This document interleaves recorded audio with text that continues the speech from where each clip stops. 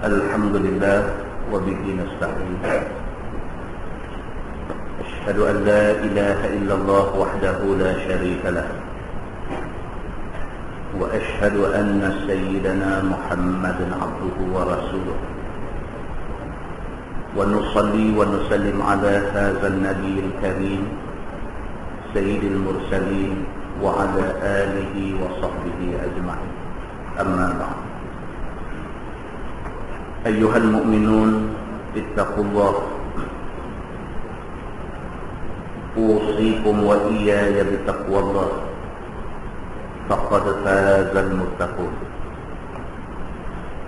Muslimin dan muslimat, mudah-mudahan dirahmati Allah Subhanahu wa taala. Di dalam sebuah hadis an Imran bin Husain radhiyallahu anhu qala: Bainama Rasulullah sallallahu alaihi wasallam fi ba'd asfari wa imra'atun min al-ansar ala naqah فضجرت فلعنتها فسمع ذلك رسول الله صلى الله عليه وسلم فقال خذوا ما عليها ودعوها فإنها ملعونة. قال عمران فكأني أراها الآن تمشي في الناس ما يعرض لها أحد، أو كما قال. Hadis sahih riwayat Imam Muslim. Daripada Imran bin Husain radhiyallahu anhu, kata dia, Nabi sallallahu alaihi wasallam sedang di dalam satu perjalanan. Wa imra'atun minal ansar ala naqah, dan Nabi berjumpa dengan satu orang perempuan daripada keturunan Ansar. Dia sedang naik seekor unta. Fabajirat fala'anatha. Perempuan ni dia tak puas hati dengan unta dia, maka dia maki unta tu. Ini hadisnya. Nabi SAW satu hari dia di dalam satu musafir, dalam satu perjalanan nak pergi ke satu tempat. Dalam perjalanan tu Nabi sudah bertembung, sudah terserempak dengan satu orang perempuan yang naik satu unta. Perempuan ni dia tak puas hati dengan unta yang dia naik. Dia tak puas hati. Fala'anatha, maka dia maki unta tu. Dia kata lebih kurang dekat unta yang dia naik. Fasami'a dzalika Rasulullah sallallahu alaihi wasallam. Nabi dengar perempuan ni dia duk hamput. Dia duk maki hamun, dia duk kata lebih kurang dekat unta hak dia naik ni. Faqala Rasulullah sallallahu alaihi wasallam, maka Nabi sallallahu alaihi wasallam bersabda, Nabi kata khuzu ma 'alaiha wa da'uha. Nabi kata siapa-siapa tolong suruh perempuan tu turun daripada unta dia duk naik ni, wa da'uha, tinggal di situ. Nabi terserempak dengan dia ni. Dia duduk naik unta. Dia ada apa kalau dia tak puas hati dengan unta tu, dia maki unta dia. Perbuatan dia duduk maki unta ni Nabi dengar. Bila Nabi dengar, Nabi minta. Nabi kata siapa-siapa tolong pergi suruh perempuan yang duduk maki unta ni, suruh dia turun daripada unta dia. Wada'uha, turun, jangan tinggal dia. Tinggal dia. Fa'innaha mal'unah. Nabi kata kerana sesungguhnya dia sendiri, perempuan ni sendiri, yang duk laknat unta dia, yang duk maki unta dia, yang duk kata lebih kurang dekat kenderaan dia, dekat unta dia ni, fa innaha mal'unah. Nabi kata dia tu dilaknat oleh Allah Subhanahu wa taala. Qala Imran, Imran bin Husain yang meriwayatkan hadis ni, dia kata, "Faka'anni araha al-an tamshi fi an-nas ma ya'ridu laha ahad." Nabi kata Imran bin Husain, dia kata sampai lah ni, dia kata tamshi fi an-nas, aku dapat melihat, dia kata perempuan yang kena marah dengan Nabi, perempuan yang duk maki unta dia, tiba-tiba Nabi kata siapa-siapa suruh dia turun, unta dia duk maki tu tak duk naik dah, tinggal dia. Perempuan tu, kata Imran bin Husain, sampai hari ni aku dapat melihat perempuan tu berjalan nyong ma ya'ridu laha ahad, siapa pun tak mau nak tolong, siapa pun tak mau nak bantu dia. Hadis itu hadis sahih riwayat Imam Muslim. Muslimin dan muslimat yang dirahmati Allah sekalian, daripada hadis ni dapat kita ambil beberapa pengajaran. Yang pertama sekali, Islam tak bagi kita hidup maki hamun tak lendu bujang. Tak bagi. Kalau maki unta pun jadi macam ni, apatah lagi maki orang. Kalau pergi maki unta pun jadi macam ni, apatah lagi kita pergi maki orang. Apatah lagi kita pergi maki orang baik, lebih lagi. Satu.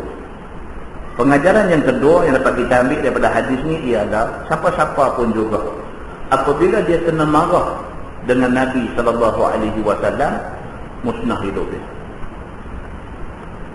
Kalau kena marah dengan Nabi pun musnah, tuan-tuan boleh bayang tak kena murka dengan Allah Subhanahu Wa Taala. Maka daripada hadis tu dua pengajaran besar dapat kita ambil. Yang pertama, mulut jaga, jangan duk maki orang tak tentu sebab. Yang kedua, jangan buat benda yang boleh menyebabkan Allah Subhanahu Wa Taala ataupun Nabi SAW marah kita. Di dalam sebuah hadis lain riwayat daripada Abi Hurairah radhiyallahu anhu, kata dia, "Qila ya Rasulullah, ad'u 'ala al-musyrikin." Qala Nabi SAW, "Inni lam ab'ath la'anan wa innama bu'istu rahmah." Atau kama qala, hadis sahih riwayat Imam Muslim. Daripada Abi Hurairah radhiyallahu anhu, kata Abu Hurairah, satu orang kata dekat Nabi SAW. Satu orang, siapa dia? Wallahu a'lam. Abu Hurairah kata, qila, dikatakan kepada Nabi, manil qail, siapa yang kata? Allahu a'lam, Tuhan yang tahu. Cuma Abu Hurairah cerita, dia kata pernah sekali itu satu orang mai jumpa Nabi, dia kata dekat Nabi, "Ya Rasulullah, ad'u 'alal musyrikin." Satu orang mai jumpa Nabi, dia kata, "Ya Rasulullah, tolonglah doa dekat Allah supaya Allah pelingkupkan. Allah pelingkup orang musyrikin ni." Tak puas hati dengan musyrikin ni apa, tak puas hati, maka tak boleh tahan rasa tak puas hati tu, pergi jumpa Nabi. Bila sampai depan Nabi, minta dekat Nabi, "Ya Rasulullah, ad'u 'alal musyrikin." Mintalah doa dekat Allah supaya Allah binasakan mereka ni. Qala Nabi SAW, Nabi bersabda, Nabi kata, "Inni lam ab'ath la'anan." Nabi kata, sesungguhnya aku tidak diutuskan untuk melaknat dan memaki orang. Nabi kata, Allah tidak hantar aku main suruh tidur laknat, caci, maki hamun, cerca.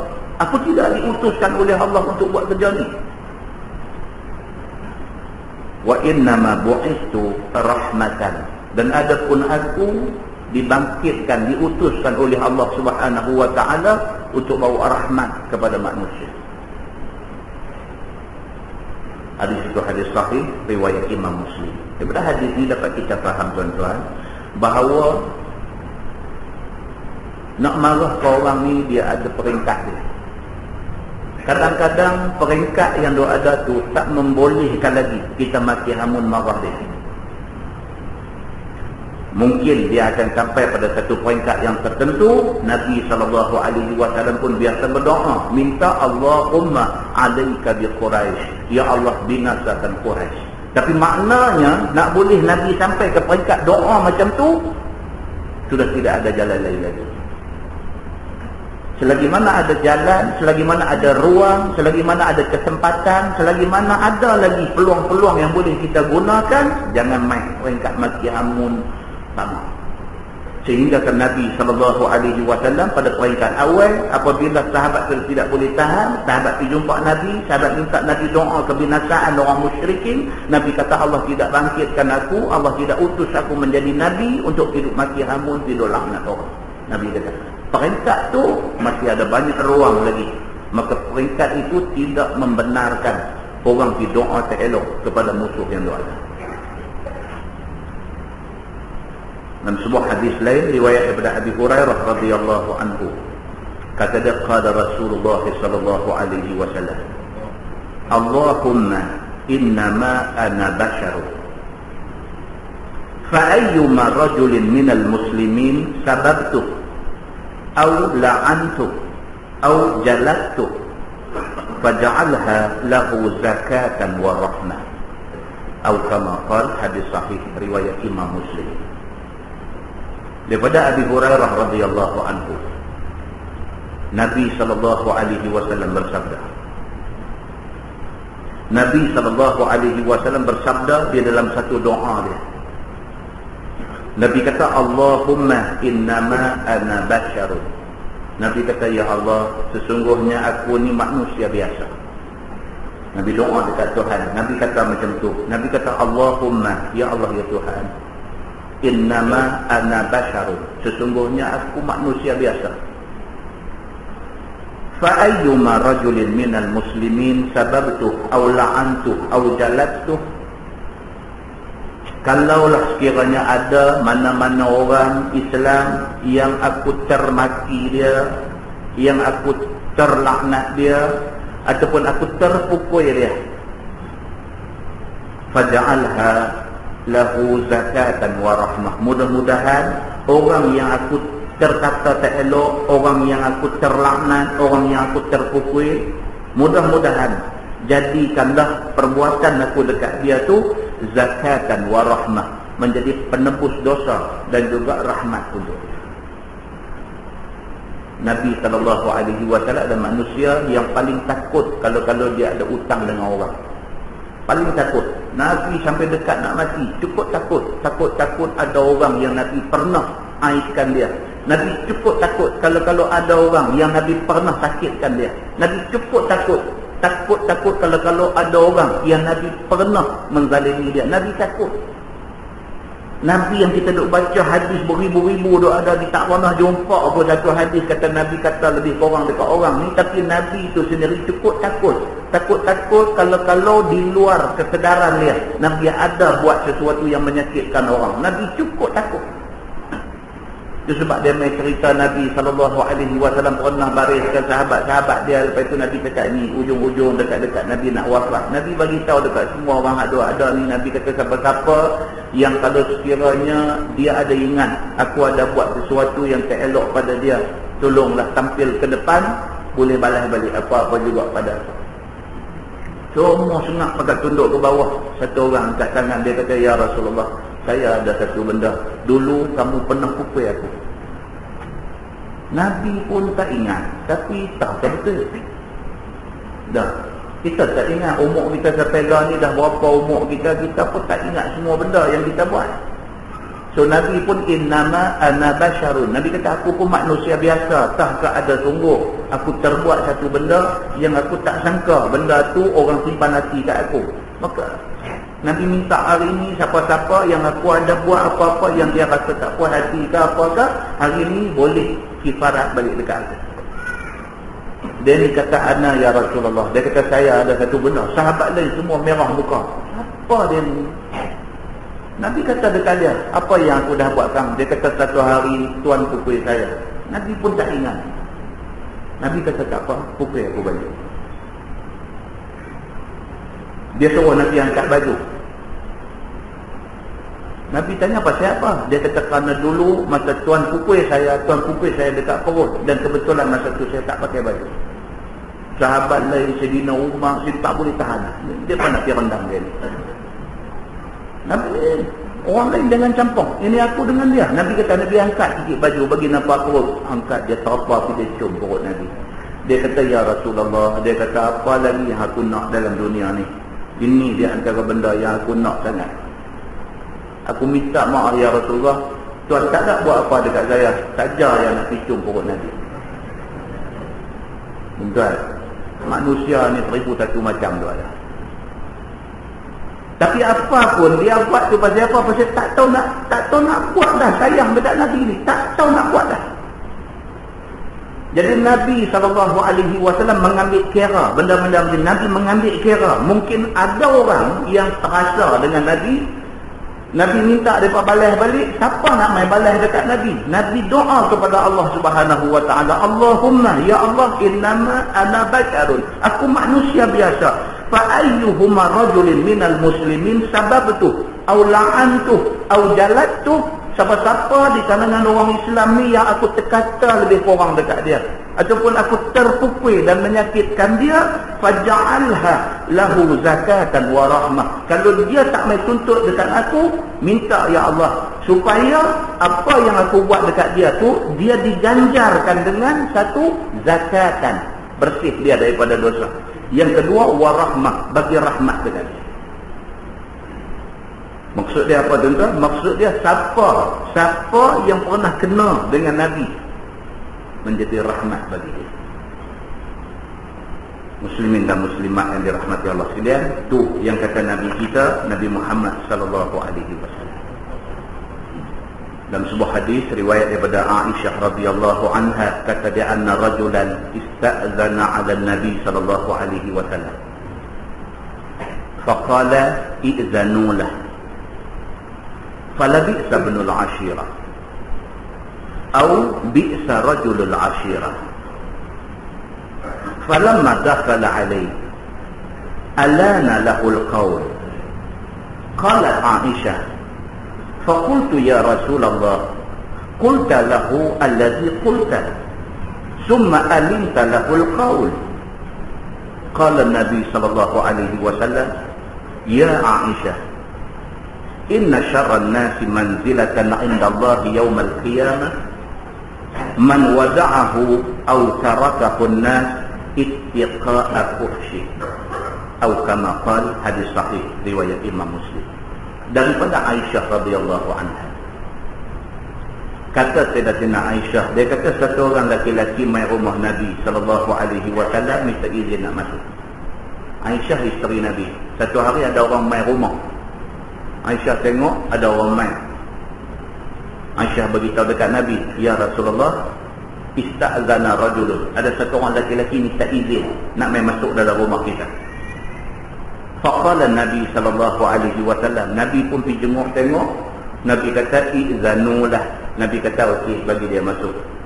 Fala bi'sa ibnul 'ashirah, tapi Nabi kata dekat Aisyah, dia ni orang jahat. Satu orang mai rumah Nabi, duk bagi salam nak minta masuk. Aisyah habaq dekat Nabi, Nabi pergi jenguk tengok. Nabi kata bagi dia masuk, tapi Nabi kata fala bi'sa ibnul 'ashirah, Nabi kata dia ni orang jahat. Nabi habaq dekat Aisyah. Falamma dakhala alaihi, tapi apabila dia ni masuk mai dalam rumah, alana lahul qaul, Nabi cakap lembut dengan dia. Yang tadi dia mai, Nabi kata dia ni bi'sa ibnul 'ashirah, dia ni kira manusia jahat. Patutnya bila dia mai, orang jahat. Tapi tak, Nabi kata sebelum dia masuk, Nabi kata dia ni bi'sa ibnul 'ashirah, dia ni orang jahat. Tapi Nabi kata bagi masuk. Bila dia masuk, alana lahul qaul, Nabi bercakap lembut, lemah lembut Nabi bercakap dengan dia. Bila habis dia pun balik. Qalat Aisyah, Aisyah kata dekat Nabi, lepas kawan ni balik, Aisyah kata dekat Nabi, kata dia, ya Rasulullah, qulta lahu alladhi qulta. Dia kata, ya Rasulullah, tadi sebelum dia masuk tadi, Tuan kata dia ni jahat apa semua. Summa alimta lahul qaul, tapi bila dia masuk, Tuan layan dia dengan baik. Tak betul-betul dia ni jahat ke tak ke? Kalau jahat pasal apa pergi layan dia elok? Aisyah tanya Nabi sallallahu alaihi wasallam. Qala Nabi sallallahu alaihi wasallam, jawab Nabi kata, ya Aisyah, inna syarran nasi manzilatan 'inda Allah yaumil qiyamah man wada'ahu aw tarakahu an-nas ittiqa'a fuhshi. Nabi kata, wahai Aisyah, sesungguhnya sejahat-jahat manusia, seburuk-buruk sejahat-jahat manusia pada hari kiamat esok ialah orang yang dibiarkan saja oleh orang banyak, maka buat suka hati dia kerana takut kepada kejahatan. Nabi kata orang jahat, sejahat-jahat manusia ialah orang yang apabila dia buat apa pun orang tak mau kata apa kat dia. Hari akhirat itu dia mendapat kedudukan paling buruk di sisi Allah Subhanahu wa ta'ala.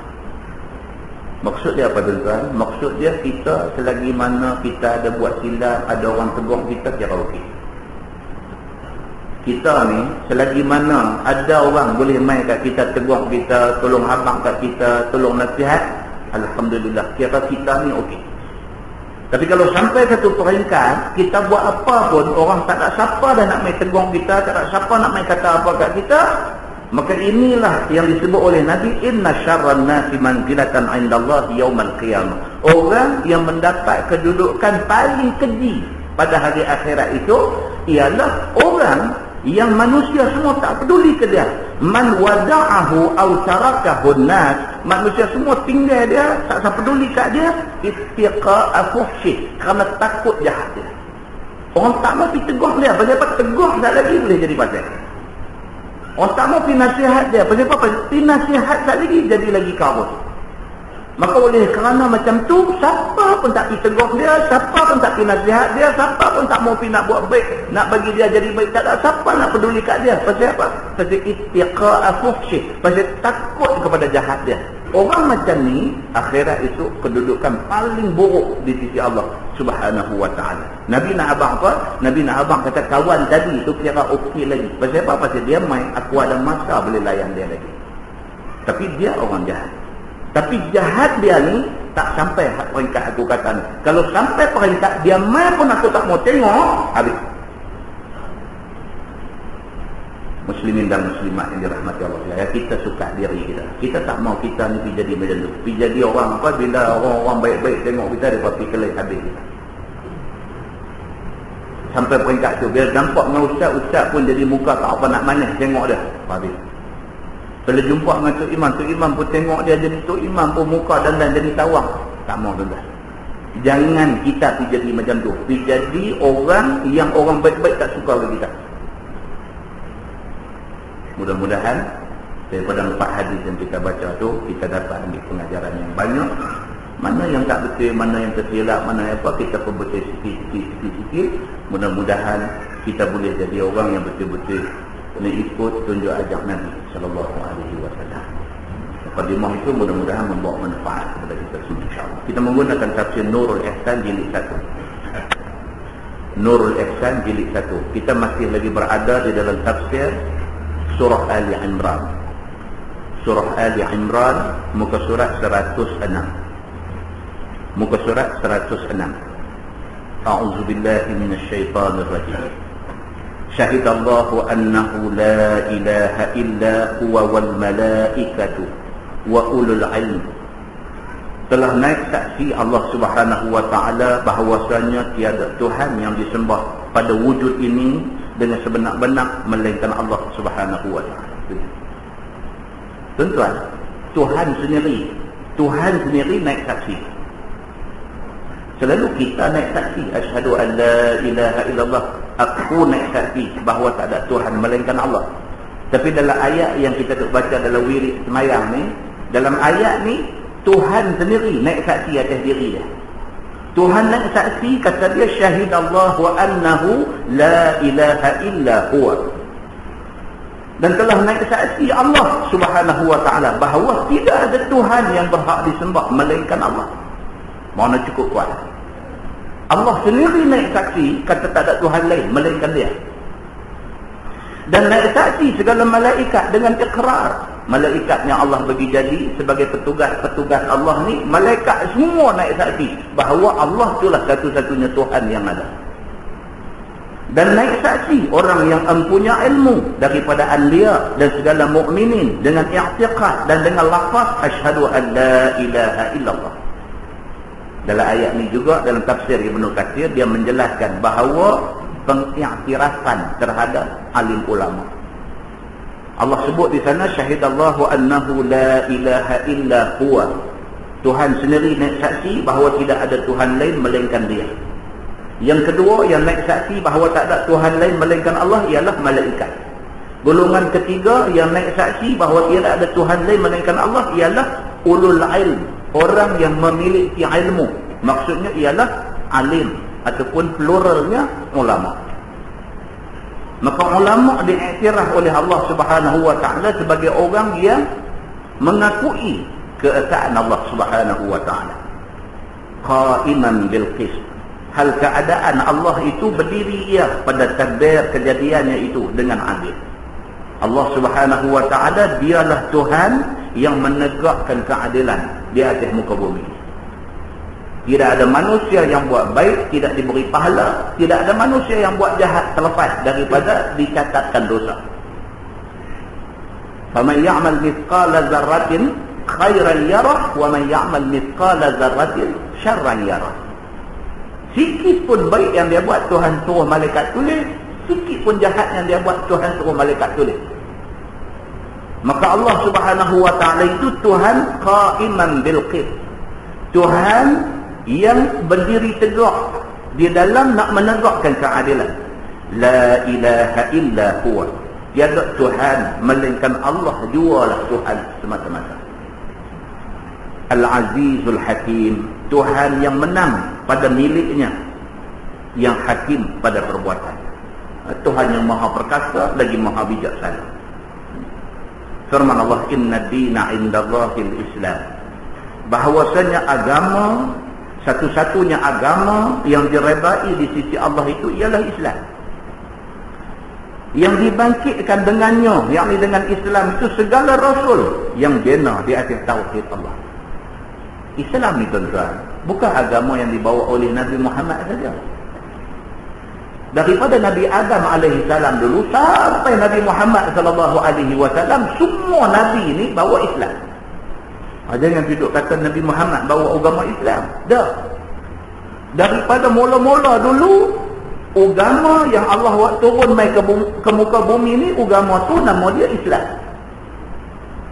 Maka semua Nabi ada ni, semua Nabi ni bawa Islam. Dia kata, inna dina indallahil Islam, bahawasanya satu-satunya agama yang diredai di sisi Allah itu ialah Islam.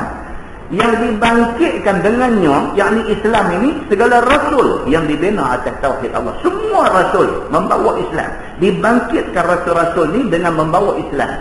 Agama Islam ni agama apa? Agama mentauhidkan Allah. Tauhid tu makna dia daripada perkataan wahid. Wahid makna dia satu. Tauhid maksudnya mensatukan Allah. Maksudnya mengesahkan Allah. Maksudnya tak ada Tuhan lain melainkan Allah. Itu dia. Firman Allah, wa makhtalafal ladzina utul kitab. Dan tiada bersalahan oleh segala mereka yang diberi akan kitab, yakni Yahudi dan Nasara pada agama Islam, dengan bahawa tauhid setengah dan kufur setengah.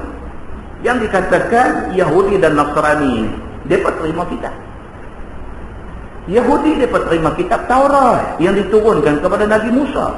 Nabi Musa tu dia dakwah kepada orang Yahudi, kepada Bani Israel. Manakala orang-orang Nasara, orang Nasrani, mereka pun terima kitab. Kitab mereka kitab Injil. Allah turunkan Injil kepada Nabi Isa. Maka Nabi Isa bawa Injil bagi dekat orang-orang Nasara. Maka orang Yahudi baik, orang Nasrani baik, mereka ni baca Taurat, mereka baca Injil. Mereka tahu isi kandungan Taurat dan Injil. Mereka terima isi kandungan Taurat dan Injil. Tapi bila mai satu peringkat, mereka sengaja menidakkan, menafikan isi kandungan Taurat dan Injil. Bila mereka start nak tolak sebahagian daripada Taurat, bila mereka start nak tolak sebahagian daripada Injil, bila Nabi Muhammad sallallahu alaihi wasallam dibangkitkan sebagai nabi, depa tak boleh nak terima Nabi Muhammad sebagai nabi, sebab depa mau nabi daripada kalangan Bani Israel juga, sedangkan Nabi Muhammad ni daripada kalangan orang Arab. atas sentimen perkauman itu, mereka tak terima Nabi Muhammad sallallahu alaihi wasallam. Kebanyakan nabi-nabi daripada daripada Bani Israel, tiba-tiba mai tang Nabi Muhammad sallallahu alaihi wasallam, Allah ambil orang Arab bagi jadi nabi, mereka tak boleh terima. Sedangkan dalam Taurat sebut terang-terang bahawa akan bangkit nabi akhir zaman, nama nabi itu Muhammad. Dalam Injil terang-terang sebut akan bangkit nabi akhir zaman, nama dia Muhammad. Tapi apabila bangkit Nabi Muhammad, Taurat ada sebut, Injil ada sebut, mereka pandang bong yang tu. Mereka tak mau terima yang tu. Pasal apa? Pasal Nabi Muhammad bukan daripada Bani Israel. Maka mereka ni disebut oleh Allah Subhanahu wa taala, wa makhtalafal ladzina utul kitab, dan tiada bersalahan. Mereka tak bercanggah. Segala mereka yang diberi akan kitab Taurat dan Injil itu, iaitu Yahudi dan Nasara itu pada agama. Mereka tak bersalah, mereka boleh terima dengan bahawa tauhid setengah dan kufur setengah. Tapi bila mai satu peringkat, mai Nabi Muhammad, mereka terima setengah, mereka beriman setengah, mereka kufur setengah. Sebahagian Taurat mereka terima, mai cerita Nabi Muhammad mereka tak mau terima. Firman Allah, illa min ba'di ma ja'ahumul ilm, melainkan kemudian daripada barang yang datang akan mereka itu oleh ilmu, yakni dengan suruh tauhid akan Allah, baghyan bainahum, kerana hasad antara mereka itu, yakni antara segala kafir itu. Punca daripada tolak ni pasal apa? Pasal baghyan. Baghyan maksud dia hasad. Pasal dengki, tak boleh nak terima orang Arab. Dia nak Bani Israel juga. Mereka ni perangai lagu tu sebab sampai dah bergaduh dengan Yahudi tak boleh. Pasal Yahudi ni mereka ada, mereka punya tu, mereka punya ego tu ada. Yahudi lah ni pun ego, mereka berkepercayaan, mereka berkeyakinan, kata mereka lah manusia, di kalangan manusia tu ada, mereka lah bangsa paling mulia di sisi Allah. Mereka berkepercayaan macam tu. Lain daripada mereka boleh hina Tuhan lagi. Daripada dulu, zaman Nabi Muhammad dulu sampai lagi, sampai kiamat, mereka akan tetap dengan stand mereka, dengan pendirian mereka. Mereka tetap mengatakan mereka lah yang paling layak menjadi Nabi yang penghabis. Benda ni jadi pasal apa? Baghyan bainahum, kerana hasad di kalangan mereka itu, yakni di kalangan kafir Yahudi dan Nasara tadi. Wa may yakfur bi ayatillah, dan barang siapa yang kufur dengan segala ayat Allah, fa innallaha sari'ul hisab, maka bahawasanya Allah Taala itu amat cepat hisab, yakni amat cepat balasan baik dan balasan jahat. Dia lupa kata Allah Subhanahu wa taala, di antara sifat Tuhan apa dia? Sari'ul hisab. Tuhan kalau sekiranya dia nak balas, on the spot Tuhan boleh balas. Tuhan kalau sekiranya dia nak ambil tindakan, kalau sekiranya dia nak hukum, on the spot dia boleh ambil hukuman, dia boleh ambil tindakan. Kalau Tuhan tak ambil on the spot, maknanya saja Tuhan bagi peluang, kod-kod orang-orang ni boleh bertaubat dan insaf atas silap mereka. Tapi malangnya orang-orang yang bantah Tuhan ni, bila Tuhan lambat ambil tindakan, mereka semakin hanyut di dalam kesilapan mereka. Firman Allah Subhanahu wa taala, fa in hajjuk, maka jika lawan berhujjah mereka itu, yakni Yahudi, Nasara, akan dikau ya Muhammad pada agama, faqul aslamtu wajhiya lillah wa man ittaba'ani, maka kata olehmu wahai Muhammad, telah aku berserah muka aku kepada Allah Subhanahu wa taala semata-mata, dan mereka yang ikut akan aku juga berserah kepada Allah Subhanahu wa taala. Dalam ayat ni Allah Subhanahu wa taala pesan dekat Nabi, tidak semua hujjah kita perlu jawab. Tuhan sebut dalam ayat ni, katakanlah wahai Muhammad, aslamtu wajhiya lillah wa man ittaba'ani. Kalau sekiranya mereka ni ajak berhujjah, kalau mereka ni ajak berdebat, kalau mereka ni ajak nak lawan bercakap, nak berbahas tentang hal agama ni, jangan tiap-tiap kali mereka ajak kita terima ajakan mereka. Jangan tiap-tiap kali mereka cabar kita terima cabaran mereka. Jangan, Tuhan kata. Kadang-kadang ada masa, ada ketikanya mereka ajak, jawab balik dekat mereka, aslamtu wajhiya lillah, aku serah diri aku kepada Allah Tuhan aku. Hampa nak kata aku betul ke? Hampa nak kata aku tak betul ke? Hampa simpan ke hampa? Aku percaya dengan Tuhan aku. Habis. Kadang-kadang hujah tak menyelesaikan masalah. Kadang-kadang bahas tak menyelesaikan masalah. Kadang-kadang debat tak menyelesaikan masalah. Lebih-lebih lagi apabila dua pihak yang berbahas, yang berhujah, yang berdebat ni bukan nak cari kebenaran. Sebaliknya, nak cari lain daripada kebenaran. Nak cari nama, nak tunjuk juara, nak tunjuk jago, nak tunjuk pandai bercakap. Kalau ini tujuan dia, debat, bahas, hujah, tak membawa hasil.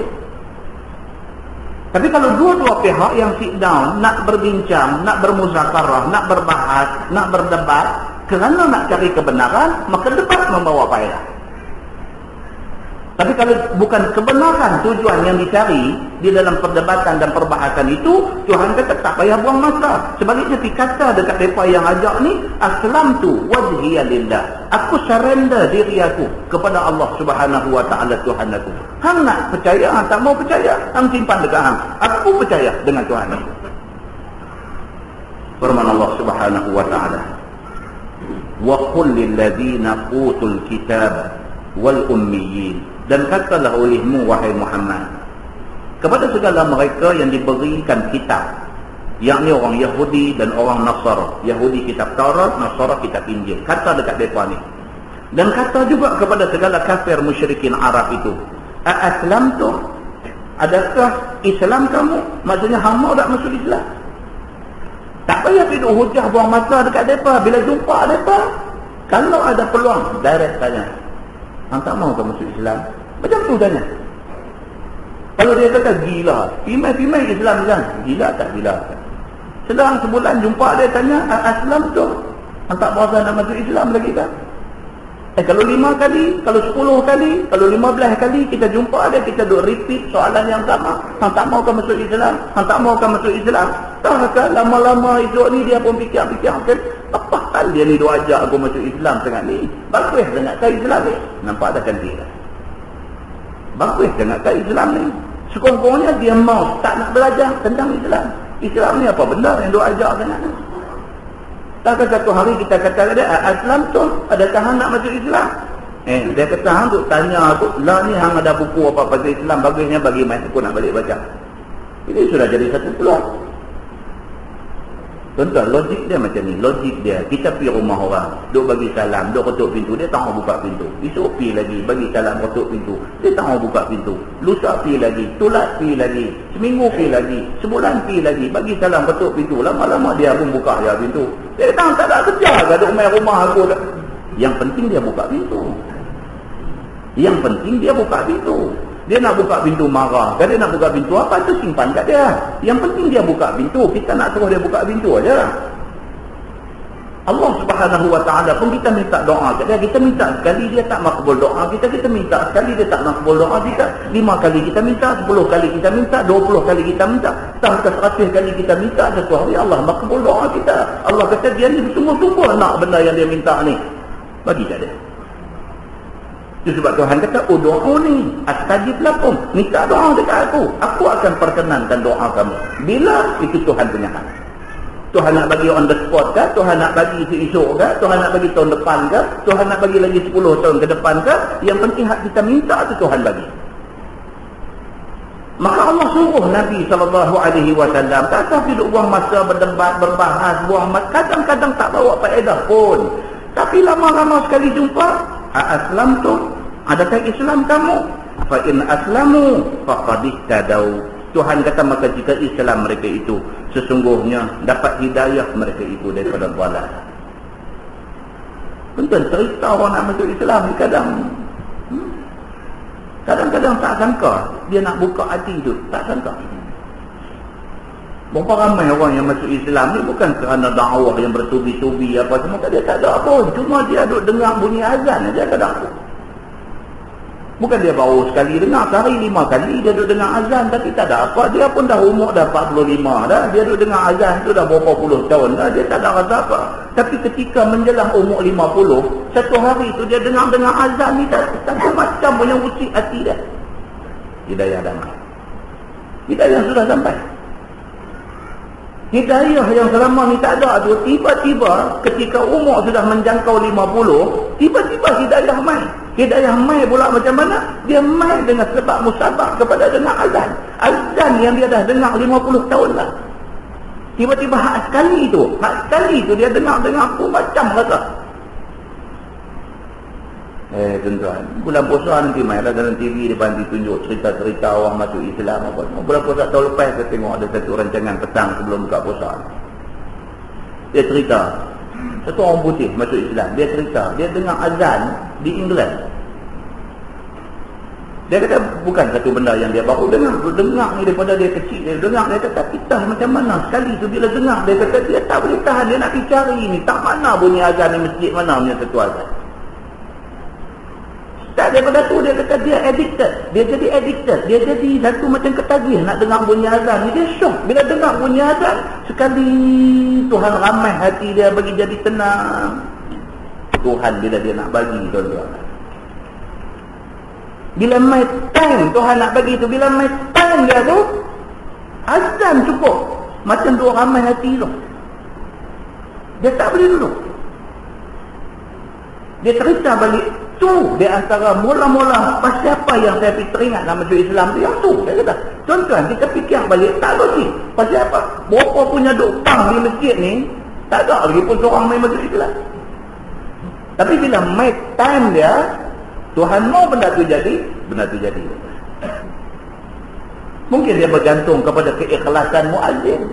Mungkin, wallahu a'lam. Mungkin mai satu orang tu dia entah macam mana kat dia nak azan di masjid. Dia azan dia lain macam. Allah yang mengetahui apa kelebihan yang ada di sebalik kejadian-kejadian yang Tuhan takdirkan berlaku pelik-pelik. Firman Allah, wa in tawallau fa innama 'alaikal balagh. Dan jika berpaling mereka itu daripada Islam. Kalau kita duduk tanya dia, "Aslamtum?" Hang tak mau ke masuk Islam? "Aslamtum?" Tak berasa lagi kan nak masuk Islam. "Aslamtum?" Tak mau kan masuk Islam. Bila duduk tanya-tanya macam tu, wa in tawallau, kalau sekiranya dia berpaling. Dia kata apa? Lagi 10 tahun hang tanya aku tak kebulak dengan Islam ni. Misalnya dia jawab macam tu. Dia tak mau kepada Islam ni, maka hanya atas engkau itu iblah, yang ini menyampaikan saja. Tuhan kata hang tahu dia apa? Sebab hang sudah melaksanakan tugas menyampaikan seruan Islam. Kita ajar dia, kita tanya dia, hang tak mau kan masuk Islam? Ataupun kita kawan baik dengan satu orang bukan Islam, kita kawan baik dengan dia, kita tak paksa dia. Agama dah bagi tahu dalam Quran, la ikraha fid din, qad tabayyana ar-rusydu minal ghayy. Sesungguhnya tidak ada paksaan di dalam agama ni. Dia tak boleh paksa orang bukan Islam masuk Islam, tak boleh. Qad tabayyana ar-rusydu minal ghayy. Pasal apa? Pasal petunjuk dan juga kesesatan itu terang. Kebenaran Islam dengan kesesatan apa yang dia duk pegang tadi terang, nampak? Jadi kita tak perlu paksa dia. Tapi hari-hari kita duk tanya dia, kita kawan baik dengan dia, kita tunjuk perangai elok dekat dia, akhlak kita tunjuk dekat dia dan sebagainya. Satu hari, bila hari itu Allah yang mengetahui. Tapi satu hari terbuka hati. Kita kata kat dia, kita sembang dengan dia, satu jarum kita masuk. Jarum apa? Kita kata kat dia, saya ni cakap betul-betul dekat you. Kalau satu hari you masuk Islam, I ingat I orang yang paling seronok di atas muka bumi. Ayat power kita bagi satu. To be frank to you, nak bagi tahu kat you, kalau lah satu hari you masuk Islam, I kata apa nak cakap, RM2 kat I tak ada guna. I mengharapkan you masuk Islam. Macam tu punya ayat, sebulan satu bagi. Tuan-tuan, ayat kalau duduk isi atas batu, lama batu tu dia ada lepuk. Tapi jangan tak kata. Tapi kalau kita dah kata 40 tahun, dah 50 tahun dah kita berkawan dengan dia ni, 40 tahun, 50 tahun dah kata, tapi nampak dia tak jadi apa juga, dia tak masuk Islam juga. Tuhan kata, wa in tawallau, kalau sekiranya dia memilih untuk berpaling, tak mau terima seruan kita, fa innama 'alaikal balagh, sesungguhnya hang dah menyampaikan. Dia tak mau terima Tuhan dia. Hang telah menyampaikan apa yang Tuhan suruh. Macam tu. Firman Allah, wallahu basirun bil ibad. Dan Allah Ta'ala itu Tuhan yang amat melihat akan segala hambanya. Maka membalas Allah akan mereka itu dengan jenis amalan mereka itu. Tuhan duk tengok. Tuan-tuan buat baik, siapa pun tak tahu. Ada orang duk kata kita tak baik, ada orang duk kata kita ni tak cukup baik, ada orang duk kata macam-macam kat kita. Tapi kita buat baik, Tuhan tak. Tak payah orang semua tahu apa kita buat. Orang tak tahu pun tak apa. Orang kata kita tak buat apa pun tak apa. Kata pikat dia. Tapi kita buat, Tuhan tak. Kita tak tunjuk depan orang, kita tak disclose dekat orang semua kebaikan yang kita buat. Tapi senang-senang tiap-tiap bulan. Misalnya, tiap-tiap bulan kita ada peruntukkan RM300 dibagi dekat anak yatim mana tak. Siapa pun tak tahu tuan-tuan. Tapi Quran kata apa? Wallahu basirum bil ibad. Allah Subhanahu wa taala melihat semua hamba dia. Tengah daripada kita mau orang tahu. Kita nak kena i'lan kata kita buat. Bagi setengah orang dia perlu i'lan untuk nak tutup mulut orang daripada duk kata macam-macam. Dia perlu i'lan kebaikan yang dia buat. Tapi untuk kita orang awam, orang yang kebanyakan low profile macam kita ni, tak payah orang tahu, senang-senang. Pergi cari tang mana, dia faham mereka kita ada berkata Ma'had Tahfiz Pulau Pinang tu ada 2 orang misalnya.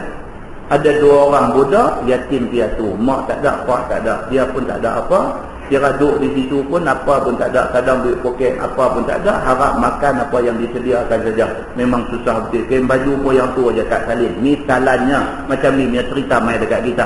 Bawa terselet pergi suruh cari budak mana. Tak payah orang tahu. Bawa terselet pergi cari budak mana, panggil jumpa dengan pengetua dia. Abang ada hari tu kata budak mana, kata yatim piatu apa semua, boleh tak saya nak jumpa dia, bawa pergi tempat makan kantin ke apa kan, makan jumpa saja, interview dia 2-3 patah apa semua macam-macam mana. Kemudian kata dia, pakcik suka dekat hang ni, pakcik tu cita-cita anak pakcik jadi hafaz Quran, seorang pun tak mau jadi anak angkat pakcik mau dah. Siapa pun tak tahu tuan-tuan. Jadi anak angkat pakcik mau dah. Pakcik bagi sebulan 300. Pakcik bagi sebulan 300. Tak payah cerita kat siapa. Tuan-tuan, Tuhan kata apa? Wallahu basirun bil ibad. Allah Subhanahu wa taala Tuhan yang melihat hamba-hamba. Belakang orang duk kata kita, belakang orang kata kaya tapi kedekut, apalah orang dia tak tolong tu, dia duk pulun dia aja. Dia pergi kat depan. Kita ada buat satu benda, Tuhan tahu, cukup. Hadut tandut ni orang kata dah kita pun memang tak buat apa. Yang tu dia berlengan. Yang ni kalau kita buat, orang nak kata dia kata kat dia lah. Tapi kita kena buat. Dia kata dan ini ayat dahulu daripada surah perang. Ini ayat yang berikut ni. Firman Allah, innal ladzina yakfuruna bi ayatillah wa yaqtuluna an-nabiyyina bighairi haqq wa yaqtuluna alladzina ya'muruna bil qist. Bahawasanya mereka yang kafir dengan segala ayat Allah. Bukan setakat kafir, bahkan membunuh mereka itu akan segala nabi dengan tiada sebenar. Dan bukan setakat bunuh nabi, membunuh mereka itu akan segala mereka yang menyuruh dengan keadilan. Ada orang yang macam ni. Jahat dia ni bertingkat-tingkat. Ni ayat ni sebut, dia sebut 3 tingkat. Yang pertama, innal ladzina yakfuruna bi ayatillah. Satu, dia engkar dengan ayat Allah. Dia ingkar dengan ayat Allah. Mai turunlah Taurat ke, Zabur ke, Injil ke, Quran ke, apakah ayat-ayat Allah turun. Ataupun ayat Allah juga boleh diartikan dengan kejadian-kejadian yang jadi di atas muka bumi ni. Gempa bumi ke, orang kena telan bumi ke, apa-apa semua. Itu juga ayat Allah, tanda-tanda kebesaran Allah. Bila benda-benda ni jadi, dia tak mau nak kaitkan benda ni dengan Allah Subhanahu wa ta'ala. Dia ni yakfuruna bi ayatillah. Dia engkar dengan ayat-ayat Allah. Itu satu jahat. Ada lagi jahat, wa yaqtuluna an-nabiyyina bighairi haqq. Bahkan dia ni lebih jahat lagi. Nabi-nabi pun dia pergi bunuh. Oh, dahsyat. Jahat tak percaya kepada ayat Allah tu satu dah. Tambah lagi satu, apa dia? Dia tak boleh tengok Nabi ni. Dia sentiasa simpan dalam hati dia nak bunuh Nabi. Memang bila dapat peluang dia bunuh Nabi ni. Wa yaqtuluna allazina ya'muruna bil qist. Dan lebih teruk lagi dia ni, bukan setakat Nabi dia bunuh, dia tak boleh tengok orang yang mengajak kepada keadilan di atas muka bumi ni. Dia nak pergi bunuh orang yang duk ajak buat baik ni. Minan nas, daripada kalangan manusia, dan mereka itu ialah Yahudi. Orang Yahudi, tuan-tuan, jahat mereka ni. Yang Quran sebut ni, yang 3 peringkat jahat tadi ni, yakfuruna bi ayatillah wa yaqtuluna an-nabiyyin, yang kata engkar dengan ayat Allah, bunuh nabi, bunuh orang yang nak buat baik ni. Mereka ni ialah orang Yahudi. Dia kata diriwayatkan bahawa mereka itu membunuh 43 orang Nabi pada waktu pagi. Nabi ramai, tuan-tuan. Yang 25 orang itu Rasul. Nabi ni tak tahu, wallahu a'lam, Tuhan yang tahu berapa bilangan dia betul-betul. Maka dia kata di sini, Yahudi ni pernah buat rekod. Masa tu kalau ada Guinness Book Record, mereka pernah bunuh 43 orang Nabi pada waktu pagi dan membunuh 170 orang ahli ibadah daripada orang-orang saleh daripada kalangan mereka itu pada waktu petang. Dia mabuk darah. Pagi bunuh, petang bunuh, mabuk darah. Fabashirhum bi'adzabin alim. Tuhan kata, maka bagi berita gembira, persuka olehmu akan mereka itu dengan azab yang sangat sakit. Apakah mereka hasil perbuatan mereka mabuk darah duk bunuh orang baik-baik ni? Beritahu dekat mereka ada satu good news, satu berita baik untuk hampa. Apa dia? Ada azab yang pedih duk tunggu. Dalam kaedah ilmu tafsir, yang ni dia panggil sindiran. Ayat Quran ni dia ada kinayah, dia ada sindiran. Tuhan sindir, Tuhan peri depan. Baguslah hampa pi bunuh nabi-nabi, hampa pi bunuh orang-orang alim, hampa engkar kepada ayat yang Tuhan buat turun. Bagus perbuatan hampa ni, bagus. Esok duk tunggu dekat hampa satu benda baik. Apa dia? Azab yang pedih. Sindir. Quran menggunakan lafaz sindiran. Dan kita lagi lah, ada anak seorang tak dengar cakap ni, Allah yang mengetahui. Tak tahu nak buat macam mana, marah-marah dah, nasihat-nasihat dah, piduk umbuh, baca alam dan surah umbuh, hati hubung-hubung kepala sampai luruh rambut-rambut. Tak mau nak jadi apa. Tak makan saman, tak dengar cakap, langsung tak peduli kat kita. Naik motor, angkat tayar, kat depan masjid dia saja buat, nak bagi malu pak dia sekali. Bagi orang tengok ni, anak dia ni. Pum, kata jatuh terguling orang tu. Orang main habaq kat kita, anak hang accident tu jatuh. Kita pun bubak-bubak lari pergi. Bukan nak pergi angkat, nak pergi kata dia. Sudah. Nak pergi kata yang tu kat dia. Jangan, sudah. Sindiran. Sedar apa? Memang tak sedar. Tapi kalimah yang kita tanya tu, macam mana? Sedar. Allah Subhanahu wa ta'ala beritahu dekat Yahudi yang membunuh nabi-nabi, kepada Yahudi yang tak percaya kepada ayat-ayat Allah, Yahudi yang membunuh orang alim, orang-orang yang saleh ni, Tuhan beritahu dekat mereka, fabashirhum, bagilah satu berita gembira dekat mereka. Apa dia? Bi'azabin alim, azab pedih duk tunggu mereka. Sindiran. Tuan-tuan, marah dengan sindir sakit. Marah dengan sindir ni dia pedih dengan pedas sekali. Pedih dengan pedas. Kalau kena marah ni pedih saja, dia tak pedas, dia pedih ya. Bila kena sindir ni dia pedih dengan dia pedas, duk hau begitu. Muslimin dan muslimat yang dirahmati Allah sekalian. Firman Allah, ulaikal ladzina habitat a'maluhum fid dunya wal akhirah. Bermula mereka itu, yakni segala mereka yang batal segala amalan mereka itu dunia akhirat. Seperti pahala sedekah dan silaturahim, yakni menghubungkan rahim, maka tiada kebilangan dengan dia. Itu dia. Orang yang buat kerja macam ni, akhirat azab pedih. Atas dunia, sambil duk bunuh Nabi, sambil duk pergi sedekah ke orang. Jenis minyak ngayak tak campur. Jenis minyak ngayak tak campur. Semayang, alhamdulillah, komplit 5 waktu. Tapi lepas semayang, siapa yang sini? Bila orang kata kat dia, hang apalah duk buat macam ni? Hang bukan berarti semayang 5 waktu di masjid dah. Minyak ayak lain, dia kata. Tak boleh duk sembang macam tu. Dia kata minyak ayak lain. Minyak lain, ayak lain. Hang goncang lagu mana pun dia tak boleh campurnya. Dia duk sembang lagu tu. Mau ambil minyak dah, jurus dia kepala, cucur dah tengok jadi rumah. Hak jenis macam ni. Nabi dia pergi bunuh, ayat dia tak percaya, orang alim ulama, orang-orang yang saleh pun dia bunuh. Dalam masa yang sama, sedekah jalan, silaturahim jalan, benda-benda baik jalan. Orang yang macam ni, Tuhan kata apa? Satu, bagi tahu dekat dia berita gembira, azab pedih duk tunggu dia. Yang kedua, ulaikal ladzina habitat a'maluhum fid dunya wal akhirah. Bermula mereka itu batal segala amalan daripada dunia akhirat. Kalau sekiranya ada sedekah, maka pahala tak dikira.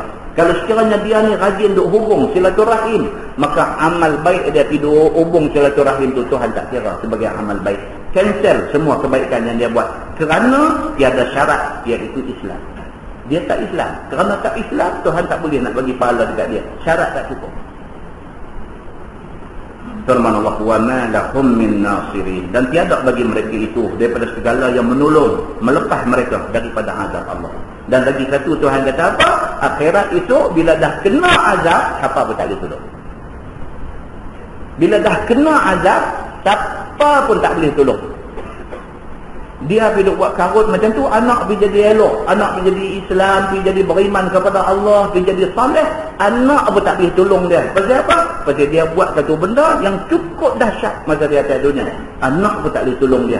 Tidak ada siapa. Wa ma lahum min nasirin. Maka tiada bagi orang-orang yang buat jahat tadi ni orang yang boleh menolong dia lepas daripada azab Allah.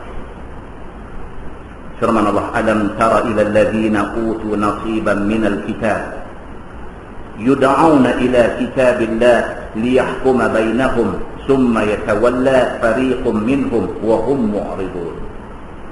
Tiadakah engkau lihat wahai Muhammad kepada mereka yang diberi akan bahagian daripada kitab, diseru mereka itu kepada hukum kitab Allah, supaya menghukum antara mereka itu dengan kitab Allah. Kemudian berpaling satu firqah, yakni satu puak daripada mereka itu, dan mereka itu berpaling sekalian daripada menerima kitab itu. Maka turun ini ayat kepada Yahudi yang berzina daripada mereka itu akan dua orang yang kaya. Mai pula ayat ni Tuhan kata apa dekat Nabi Muhammad? Alam tara, wahai Muhammad, hang tak tengok ke? Illal ladzina utu nasiban minal kitab, kepada orang yang Tuhan bagi dekat dia bahagian daripada kitab. Dia orang Yahudi, terima Taurat. Dia dah dapat dah bahagian Taurat. Dah biasa baca dah Taurat. Dah biasa belajar dah Taurat. Dan biasa faham dah Taurat. Tiba-tiba dia mengingkari ajaran Taurat. Pernah tengok ada orang-orang Nasrani? Tuhan kata dekat Nabi Muhammad, alam tara, tidakkah kamu pernah tengok orang Nasrani? Tuhan dah bagi dekat dia kitab. Mai kitab Injil dekat dia. Dia dah biasa baca kitab Injil. Dia dah biasa belajar kitab Injil. Dia dah biasa faham kitab Injil. Tiba-tiba dia bantah apa yang Injil kata. Allah kata dekat Nabi Muhammad, wahai Muhammad, hang tak pernah tengok kau orang macam ni. Maka macam inilah akan ada di kalangan umat kamu yang terima Quran, biasa baca Quran, biasa belajar tafsir Quran, faham akan Quran. Tiba-tiba dia bantah apa yang Quran kata. Maka orang-orang yang macam ni, apa nak jadi dekat mereka ni? Dia akan beritahu. Sebelum tu dia turun ni, ayat ni turun pada orang Yahudi. Kebetulan Yahudi ni berzina. Dan dua-dua yang terlibat di dalam zina ni orang kaya. Hak laki-laki pun kaya, hak perempuan pun kaya. Yahudi laki-laki ni pun Yahudi kaya, Yahudi perempuan ni pun Yahudi kaya. Mereka berzina. Maka tahkim mereka itu kepada Nabi SAW. Bila mereka dah melakukan zina, orang dapat tangkap mereka dan sebagainya, orang bawa ke depan Nabi SAW. Sebab Nabi adalah pemimpin Madinah. Di Madinah tu ada Yahudi dalam komposisi yang besar. Yahudi itu pula ada pecah pula tiga. Bani Qainuqa, Bani Nadir dan Bani Quraidah. Ada tiga suku Yahudi di dalam Madinah pada masa itu. Dan mereka ni berkubu di Khaybar. Ada satu tempat Khaybar dekat dengan Madinah, sebelah pun ada. Khaybar ni kira kubu Yahudi. Bila Nabi SAW hijrah sampai di Madinah, Nabi menjadi pemimpin Madinah. Tak kira siapa pun, semua menerima Nabi sebagai pemimpin. Bila jadi salah di kalangan mereka ni, Yahudi ni sudah berzina, bawa kes ni, main berhakimkan Nabi SAW. Maka hukum Nabi atas keduanya dengan kejam. Nabi pun bicarakan kes tu, minta ditampilkan saksi dan sebagainya, semua cek, sabit kesalahan. Nabi jatuhkan hukum rejam kepada dua Yahudi yang berzina ini. Maka menegah mereka itu. Mereka tak apa. Mereka kata dekat Nabi Muhammad, mereka kata, kami tak pakai hukuman yang kamu bagi ini, kami tak pakai. Sebab kami bukan orang Islam. Mereka kata, kami orang Yahudi. Kamu Nabi kepada orang Islam. Kamu menghukum berdasarkan Quran. Mana boleh, kami tak mau ikut. Bantah. Maka dibawa datang dengan Taurat. Nabi kata tak apa. Hang tak mau pakai Quran, pasal hang kata hang Yahudi. Kok kata hukum rejam ni hukum Quran, hang tak mau pakai, tak bawa main Taurat. Kita tengok Taurat kata apa kepada kes ni. Maka dibawa datang dengan Taurat. Maka didapati hukum rejam padanya. Buka-buka Taurat rejam juga. Dia kata punggah. Dia kata macam mana kitab ni pun jadi sama dengan Quran. Dia tak tahu Taurat pun Allah juga yang buat turun. Injil pun Allah juga yang buat turun. Quran pun Allah juga yang buat turun. Cumanya bila turun Quran, syariat yang ada di dalam Taurat dan Injil semua tolak di tepi, pakai Quran. Jadi bila dia dah terlibat dalam satu salah, dia bawa depan Nabi, Nabi dah jatuh hukum kat dia, dia buat excuse. Pasal apa? Pasal dia Yahudi, dia kata dia tak mau ikut hukuman Quran. Nabi kata tak ada masalah, ni sorban baru ni dia nak cucut. Nabi kata tak ada masalah, buat main Taurat. Kita tengok Taurat kata apa? Tengok-tengok rejam juga. Tak lepas. Maka dia rejam kedua-duanya itu di pintu Masjid Madinah. Maka dia rejam dua-dua yang bersalah ni di depan pintu Masjid Nabawi. Maka marah mereka itu. Oh, bukan kata ni hak kena rejam ni pun marah. No, geng-geng dia pun tak puas hati juga. Tak puas hati apa? Kitab hampa yang kata. Tak puas hati apa? Kitab hampa yang kata. Tapi tak puas hati. Berapa banyak orang macam ni tuan-tuan. Bila berhujah, bila berbahas, bila berdebat, mati hujah, mati tak ada apa nak cakap, tapi tak mau terima, duduk marah juga tak apa. Ramai orang macam ni. Dan ini yang berlaku kepada orang-orang Bani Israel, orang-orang Yahudi. Firman Allah, zalika bi annahum qalu lan tamassana an-naru illa ayyaman ma'dudat. Maka bermula yang demikian itu, yakni berpaling itu, tak mau terima hukum Quran dan hukum Taurat itu adalah dengan sebab mereka itu kata tiada kena akan kami neraka melainkan beberapa hari sahaja, iaitu berbilang-bilang lebih kurang 40 hari sahaja, yakni masa ibadah bapak-bapak mereka itu akan ajal itu sahaja. Ajal ni anak lembu. Tentu ingat balik cerita kita baca dalam surah Al-Baqarah dulu, bila Nabi Musa alaihi salam nak pergi bermunajat, dia tinggal Bani Israel ni semua ni, puak Yahudi ni semua dia tinggal kepada Nabi Harun. Dia kata, tolong tengok tak depan ni, dalam tempoh aku nak pergi bermunajat. Nabi Musa pusing pergi aja, sini merapuh. Tak nampak aja muka Nabi Musa dan dah nak merapuh. Dia pergi buat apa? Dia pergi buat ajal. Ajal ni patung. Patung anak lembu. Dia buat patung tu, pergi sembah anak lembu tu. Lebih kurang tempoh 40 hari lah. Tak ada tinggal, balik-balik main jadi pulut Sarawak, jadi dalca habis lah. Lalu Musa balik-balik main tengok, astagfirullahaladzim, apalah hampa ni. Aku tinggal start jadi macam ni. Dia marah dekat Nabi Harun ni. Awang ni dia kata. Aku amanahkan dekat hang suruh jaga depan ni. Nabi Harun kata, aku nak buat lagu mana? Mereka tak mau dengar kata, mereka bantah. Jadi macam tu. Jadi tempoh masa tok nenek mereka, orang tua-tua mereka dulu pergi jadi gelong ni, tempoh masa tu lebih kurang 40 hari. Nabi Musa pergi bermunajat. Dalam tempoh masa 40 hari itu, mereka ni buat salah sembah. Mereka beranggapan, anak cucu dia beranggapan apa? Mereka itu kalau kena neraka pun tak 40 hari. Pasal apa? Pasal mengambil sempena 40 hari, tok nenek mereka pergi jadi gelong dulu. Ni yang kata ni. Tapi bila Ibnu Katsir dia kata depa mendakwa depa akan kena neraka 7 hari ya. Depa kata. Dia kata kemudian hilang dia. Depa kata 40 hari kena dera, kena pilasa. Dia kata lepas tu tak ada apa, masuk syurga balik. Duk sembang lagu tu. Firman Allah, wa gharrahum fi dinihim, dan menipu akan mereka itu pada agama mereka itu. Maksudnya apa? Depa tertipu dengan agama yang depa percaya. Depa tertipu. Firman Allah, ma kanu yaftarun, oleh barang yang ada mereka itu iftira, yakni berbuat-buat, yakni mengada-adakan daripada perkataan itu. Kalau mereka betul-betul ikut agama mereka, kalau mereka ikut kitab Taurat betul, itu agama mereka yang betul terang dalam Taurat. Kalau mereka ikut betul-betul, mereka tak ada macam tu. Tapi mereka iftira, mereka mengada-adakan, mereka cipta kepercayaan-kepercayaan yang tak ada dalam Taurat. Mereka reka dan mereka percaya. Mereka tertipu dengan kepercayaan yang mereka reka itu sendiri. Dia pergi buat satu benda tu bukan ibadah, tapi dia buat bagi jadi ibadah, lepas tu dia duk kata ibadah. Dia tertipu dengan apa yang dia buat. Firman Allah, fa kaifa idza jama'nahum liyaumin la raiba fi. Maka betapa hal, yakni apabila Allah himpun mereka itu pada hari kiamat yang tiada syak padanya. Tuhan bawa perhatian Nabi ini dan perhatian kita semua kepada satu benda future. Benda ni dia bersifat futuristik. Dia kata benda esok nak main. Bila ni? Bila? Pada masa dia kerja. Tuhan kata fakaifa idza jama'nahum, agak-agak macam mana keadaan mereka ni yang duk buat cakap pandai, duk modify agama. Agak-agak macam mana keadaan mereka ni idza jama'nahum, apabila kami himpun mereka semua di mahsyar esok ni, liyaumin la raiba fi, ketika kami himpun mereka ni pada hari yang tidak ada ragu padanya. Hari apa? Hari kiamat di mahsyar. Tuhan kata agak-agak hampalah esok waktu aku himpun mereka ni hadut cakap pandai ni, aku himpun mereka di mahsyar esok ni. Waktu tu mereka tengok matahari duk ada sejengkai atas kepala. Waktu tu mereka tengok ada orang tenggelam dalam peluh sampai paras hidung, ada sampai paras telinga, ada paras dada, ada paras.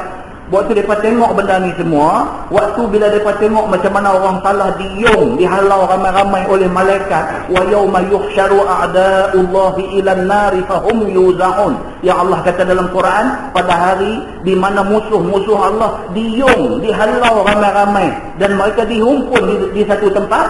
Bila mereka tengok dengan mata mereka witness keadaan di mahsyar itu ni, agak-agak macam mana mereka ni? Lah duk dengar, tak nampak. Bukan kata tuan-tuan, saya pun serupa. Tak nampak. Yang kata mahsyar ni macam mana? Kita cuba nak bayangkan, cuba nak gambarkan. Habis buat gambaran kita nampak pada Arafah. Pada Arafah okey lagi. Tapi yang kata mahsyar tu, yang kata matahari duk sedengkai atas kepala tu, macam mana keadaan dia betul-betul? Kita tak nampak. Siapa pun pandai bercakap, mai bercakap, dia tak mampu nak visualize benda tu, nak visualkan bagi orang nampak. Dia tak mampu buat macam tu. Tapi esok ni, bila betul-betul jadi kiamat, bila betul-betul kita dibangkitkan di mahsyar esok ni, pada hari tu kita witness benda ni. Mata kita tengok, betul-betul mata kita tengok yang kata matahari duk sejengkai atas kepala ni macam mana. Pada hari mata kita betul-betul tengok orang duk tenggelam dalam peluh ni, dia ni duk pakai buku lali, dia ni pakai lutut, dia ni pakai pinggang. Betul-betul kita tengok. Masa tu tengok duk teringat balik kita mengaji masa atas dunia. Masa tu tengok teringat balik kita duk dengar hadis atas dunia. Masa tu tengok baru duk. Macam mana agak-agak orang yang di atas dunia duk bantah ni, bila dia tengok benda tu betul ada, macam mana keadaan dia?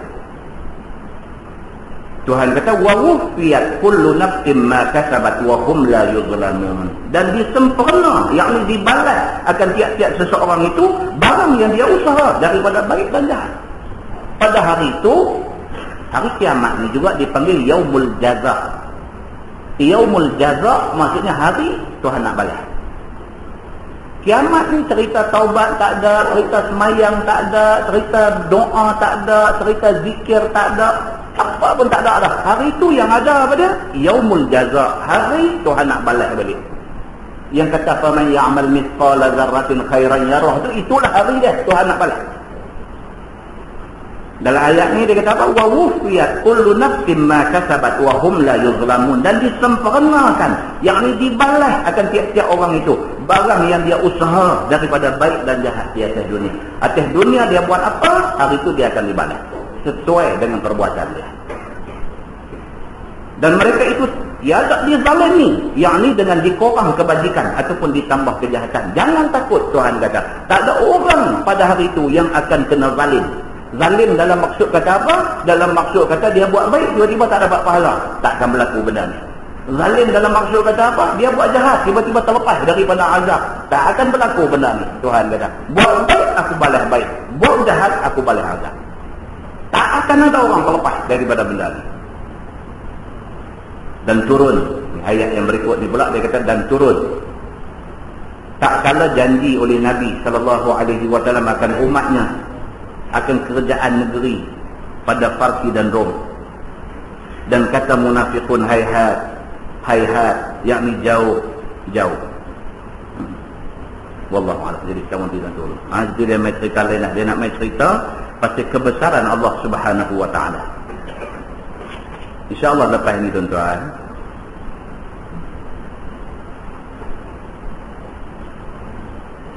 Dia akan main ayat yang kita duk baca selalu. Qulillahumma malikal mulki tu'til mulka man tasha wa tanzi'ul mulka mimman tasha wa tu'izzu man tasha wa tuzillu man tasha biyadikal khair innaka ala kulli syai'in qadir. Ayat tu kita duk baca selalu. Dia tak tahu apa cerita yang ada di sebalik ayat tu. InsyaAllah bulan depan panjang umur, diberikan kesihatan, diberikan kelapangan masa, kita akan baca apa maksud ayat tu. Dan kita akan tengok juga satu riwayat hadis yang menceritakan tentang kelebihan ayat tu. Tentang kelebihan ayat ni. Dia akan balik kepada ayat syahidallahu annahu la ilaha illa tu. Illa huwa tu. Ayat tu. Kemudian ayat yang kita nak baca bulan depan insya-Allah, qulillahumma malikal mulki ni, sampailah kepada ayat yang berikutnya ni. Ayat-ayat tu semua turun dia macam mana? Suatu Allah Subhanahu wa taala nak buat turun ayat ni, apa jadi? Dia akan ada satu riwayat menceritakan tentang benda ni, insya-Allah kita akan baca. Wallahu a'lam.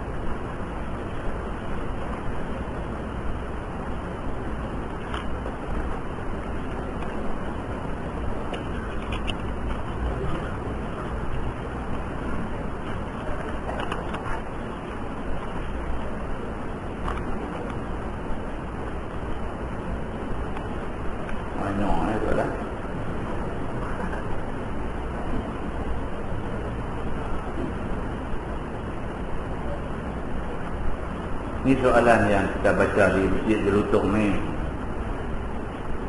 Soalan ni dia panggil tajuk kontroversi yang kita baca di Jelutong ni. Dia kata, Ustaz, di kampung saya bila datang raya puasa, selalunya mereka akan adakan tahlil di atas kubur. Yang dijemput adalah imam-imam, ahli jemaah masjid, dan termasuk saya juga. Dia kata dia salah seorang. Okey, mereka akan duduk atas kubur. Tetapi minggu lepas saya dengar kita dilarang duduk atas kubur. Adakah saya kena berdiri sampai habis tahlil? Apa pula mereka akan kata kat saya nanti? Saya tak mau cakap banyak benda ni. Tuan-tuan dengar balik rakaman kuliah kita di Masjid Jelutong, dah cukup jelas. Larangan julus alal qabri ni, larangan ni jumhur ulama kata haram. Mana-mana kawasan yang di dalam bumi itu ada kubur, kita pergi duduk di atas haram. Paling ringan pendapat di kalangan ulama fiqh, paling ringan makruh. Makruh ni maksud dia apa? Dibenci. Tuhan benci. Tapi hujjah yang mengatakan haram sangat kuat. Kita dah bincang dengan detail, saya pun bawa kitab mai sampai tengok badan-badan hari tu ni. Jadi tengok balik benda. Ini bukan isu, tetapi ini adalah ilmu. Orang selalu dia salah faham. Benda yang berbentuk ilmu, dia melihat sebagai isu. Bukan isu, ini soal ilmu. Bila dia mai daripada Quran, bila dia mai daripada hadis yang sahih, benda ni ilmu. Dan ilmu mesti dipatuhi.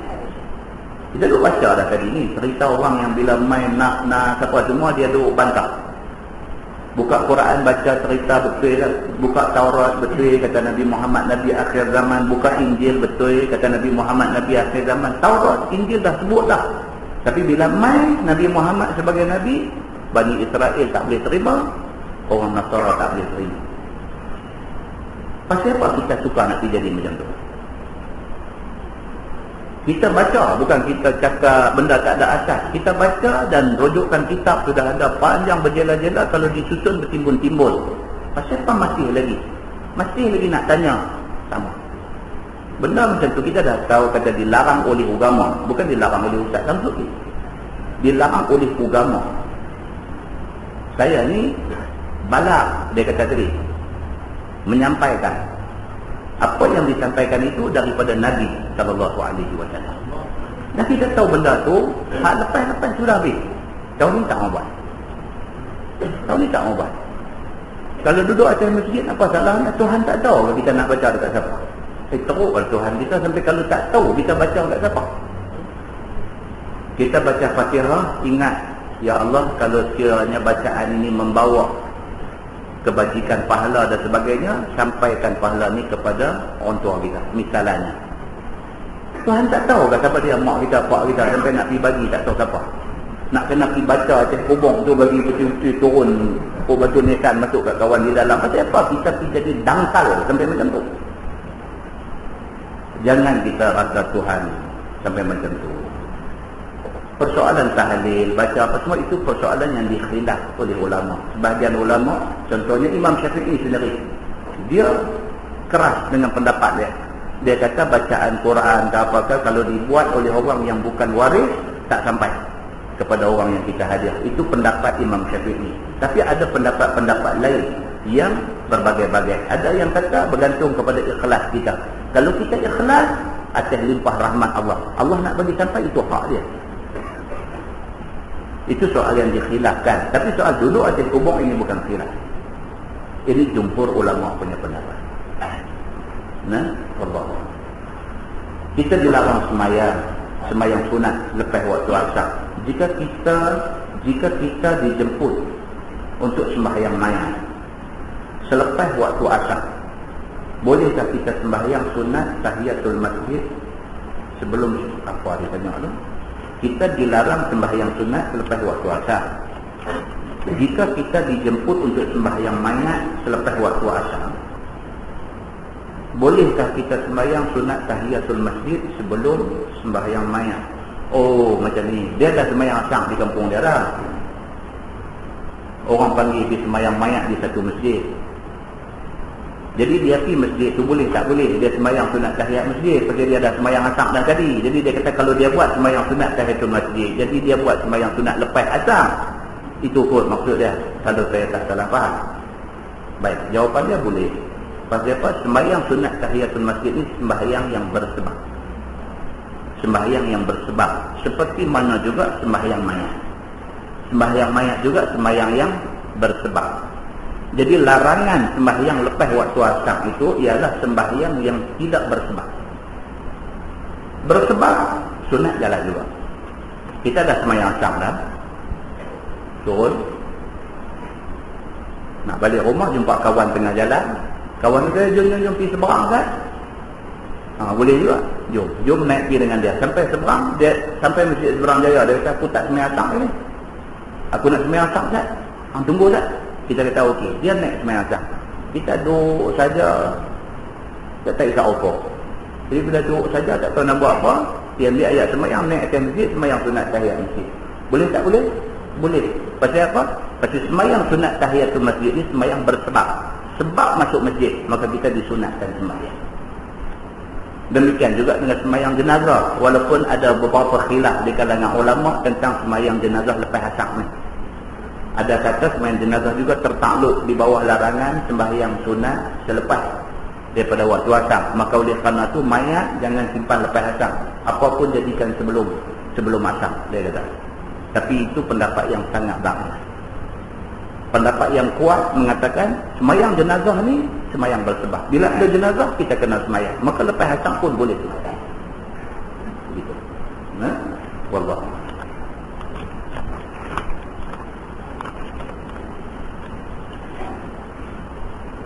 Ustaz, adakah pelacuran dibolehkan jika dalam keadaan darurat? Ini lama itu. Lama ni tu tanya lah. Cerita dia tak boleh lah. Tak boleh. Tak dibenarkan melacur kerana kesempitan hidup. Tak dibenarkan. Daruratnya apa Ustaz? Kata isu lama jawab juga. Daruratnya apa? Dalam agama, darurat ni dia kira kalau tak buat mati. Itu darurat. Mudah. Definisi mudah daruratnya apa dia? Kalau tak buat, mati. Ya. Awak kalau tak melacur boleh mati ke? Banyak kerja lain tu ada. Banyak kerja lain ada. Habis-habis tak ada, pergi beli pisang apa ni, pisang mentah, goreng pisang tepi jalan. Kawan nak beli ni bersusun. Jadi adakah kerana hidup susah, anak ada 3 orang, kerana tu sudah dianggap darurat sampai boleh pergi melacur? Tak boleh. Tak boleh sama sekali. Jadi jangan mudah-mudah nak pergi anggap keadaan itu darurat. Tapi kalau dah indeks pencemaran sampai 500 itu darurat lah. Itu darurat, itu bukan darurat dalam syariat yang mengharuskan benda yang dilarang. Cuma yang sukar kita nak jawab. Yang sukar kita nak jawab ni apabila orang tanya, orang kena kencing manis ni, dia nak kena terima insulin daripada babi ni.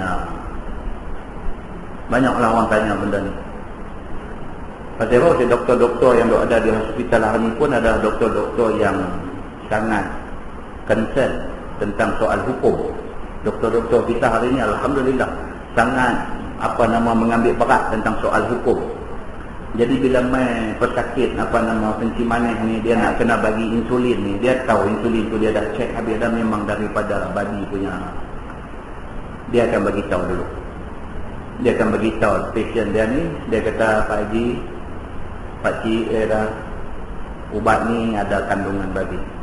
Saya abang dulu, saya tak mau tanggung dosa. Saya kata, Pak Cik kata okey, baru saya tutup. Pak Cik kata tak mau, Pak Cik sign surat supaya saya tak dianggap salah. Dia pun nak kena jaga juga. Tak jadi, tak cucuk. Kalau ni jalan pergi, anak dia ada seorang lawyer mana ke, bawa doktor ni pergi mahkamah, tak ada pasal dia kena. Tak mau sign surat, kata Pak Cik sendiri pilih untuk tak mau terima suntikan ni. Bila kita tanya lagu tu, kosot lah. Kosot lah. Dia ni pun duk fikir-fikir, aku umur 60 dah, aku cukup jaga, makan minum malai haram ni cukup jaga. Ni nak main dia cucuk babi kat aku pula. Kan? Tapi kalau tak cucuk, dia nak membawa mudarat. Mudarat tu pula dia nak membawa maut. Kan? Jadi keadaan tu macam mana? Kita nak define, kita nak mendefinisikan keadaan dia tu sebagai apa? Darurat ke tak? Kalau definisi darurat, dia kata kalau tak ambil benda tu, boleh bawa maut. Hukum adatnya kata boleh mati. Jadi boleh tak boleh? Jadi Majlis Fatwa Kebangsaan ada buat bincang tentang benda ni dan sebagainya lah. Sebelum mereka buat keputusan pun, mereka melahirkan rasa kesal. Majlis Fatwa pun melahirkan rasa kesal. Kesal apa? Kesal kerana orang Islam hari ni pandai tak sampai ke peringkat boleh jadi saintis yang boleh mereka satu alternatif kepada babi punya tadi. Orang Melayu kita, orang Islam kita ni pandai tak sampai peringkat tu. Pandai tak sampai peringkat boleh pergi reka, boleh pergi cari. Bukan reka, boleh pergi cari benda yang boleh dijadikan alternatif tu. Tak sampai peringkat tu. Jadi akibat dia apa? Yang ada saintis hari ni semua orang bukan Islam. Bila orang bukan Islam ni, dua andaian. Kita kata, dua andaian. Ayat yang akan datang, dia akan cerita tentang sifat mereka ni. Dua andaian. Satu andaian apa dia? Mereka saja jahat. Mereka tahu ada alternatif, tapi mereka buat hak ni saja supaya orang Islam kena. Itu andaian jahat. Ataupun andaian baik, mereka dah jumpa yang ni dulu, mereka pun tak mau cari yang lain. Dah ada yang ni, pakai yang ni. Itu andaian baik. Tapi apa pun, kira kesal. Pasal tak ada lagi orang Islam yang boleh pergi ke tahap tu. Ke tahap boleh mencari alternatif kepada ubat untuk orang yang kena kencing manis. Tapi walau macam mana pun, dia kata kalau keadaan itu disahkan oleh pakar yang dipercayai, dia kata pakar yang dipercayai bagi tahu kata kalau tak ambil suntikan ni berdasarkan ilmu saya ni kira amat memudaratkan. Dia kata bila keadaan sudah define dia sebagai keadaan darurat, maka harus mengambil suntikan itu. Harus. Tapi galaklah sudah. Galaklah sampai nak pejam mata mati dia, jadi benda tu dia jadi hantu dalam kepala. Jadi nak tidur malam nak pejam pun dia nak nampak hidung rompong duduk main. Dia jadi dulu. Dia jadi satu leceh sudah. Leceh. Tapi apa nak buat? Slack dia, kita lihat. Kita punya slack. Jadi siapa yang boleh lah, siapa yang ada anak-anak yang cerdik-cerdik ni, yang brilian, yang genius ni, push dia, bagi dia pergi bidang tu. Bagi dia pergi bidang, boleh hidup ni, buat ubat-ubat. Tuan-tuan tengok siapa kerja hospital, doktor ke apa, misi di hospital ke apa, pergi tengok ubat yang duk ada dekat rak ubat di hospital ni, tengok semua tu buatan negeri mana. Tengok buatan negeri mana, kita tahu bukan orang Islam yang buat ubat. Demikianlah tertinggalnya kita dalam bidang ni sampai macam tu sekali. Kan? Jadi apa dia? Kita kurangkan perselingkahan. Sama-sama orang Islam, kita fokuskan kepada nak memajukan orang Islam. Maju dalam bidang-bidang yang macam ni. Kan? Ni dalam TV3 lah duk tunjuk balik. Saya ingat bulan puasa lepas nanti tunjuk ke apa kan. Ada satu rancangan pula dikajar oleh Amanah Raya Berhad ARB ni. Cerita pasal kegemilangan Islam dulu. Ibn Sina ni siapa, cerita pasal apa nama Al-Farabi ni siapa, apa semua kan. Tujuan benda tu ditunjuk dekat kita bukan nak suruh kita syok sendiri, tapi nak suruh dia nak motivate kita. Dia nak motivate kita, dia nak encourage kita, suruh kita ni jadi pasal apa kita tak boleh pergi ke zaman tu balik. Mereka duduk zaman serba kekurangan, tapi mereka boleh maju sampai macam tu. Sampai segala sistem yang diguna pakai hari ini asasnya diletak oleh orang-orang Islam dulu, ulama-ulama Islam dulu. Ibn Sina tu bukan pakar dan perubatan saja, tapi Ibn Sina juga hafaz Quran. Dia bukan pakar dan perubatan saja, dia juga hafaz Quran. Jadi kalau zaman yang serba kekurangan tu Ibn Sina boleh jadi macam tu, pasal zaman yang serba senang ni kita tak boleh jadi macam tu.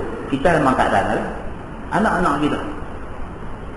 Nah, bila tanya soalan tu dia main sikit kepala. Sebab si anak kita nak mengaji pun tak mau. Kan? Baru duk tengok jerubu sikit dia ada cakap pandai kat dia, dia kata hari ni tak boleh pergi sekolah ya. Sebab dia kata obat tak tengok tu TV duk kita.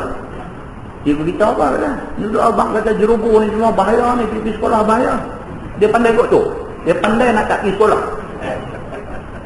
Kita pun katakan dia ni bawa bapa ni tak apa lagi, tak apa apa, tak sayang lah. Jadi saya pergi jadi apa agak ni bapa punya saya tak sudah. Tuan-tuan. Oh, aduh adalah. Lebih pada tu punya contoh boleh bawa mai kita di sikit kepala. Tapi apapun tuan-tuan, secara serius kita kata, secara serius orang Islam tertinggal jauh. Try sedapat mungkin biar orang Islam di alam Melayu ni menjadi pemangkit kepada kemajuan orang Islam. Ini macam ceramah umum lah kan. Yang baik itu daripada Allah, yang tak baik itu tidak saya. Dia tanggungkan dengan tasbih kafarah dan surah Al-Haq.